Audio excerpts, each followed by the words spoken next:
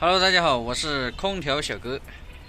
刚才接到一位客户，一个储藏室空调坏掉了，等一下大家来看一下是什么问题。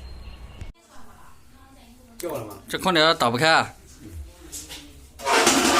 有没有电源啊？看一下。能看，那就是响，看看，对，看到啊，没响，响都没响。遥控器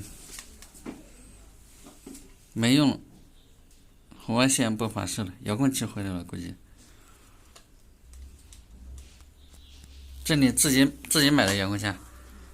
啊，就坏了。那换了一个新的遥控器，立马就好了。好像什么？它这个红外线发射估计发射坏了。这个空调不滋热。谁讲的？啊，滋热。妈的，给你搞这个。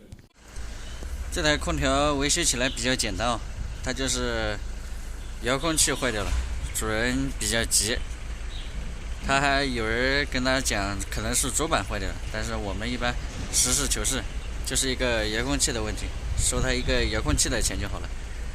所以有的时候如果遥控器坏掉了，你不要以为是空调主板有问题，尽量多问2个人，以防是上当受骗哦。这个大家要谨记一下。然后他买的这个空调是单冷的，只能制冷不能制热。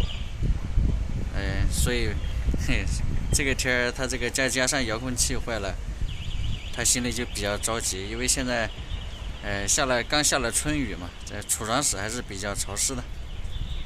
好了，本期视频就到这里吧。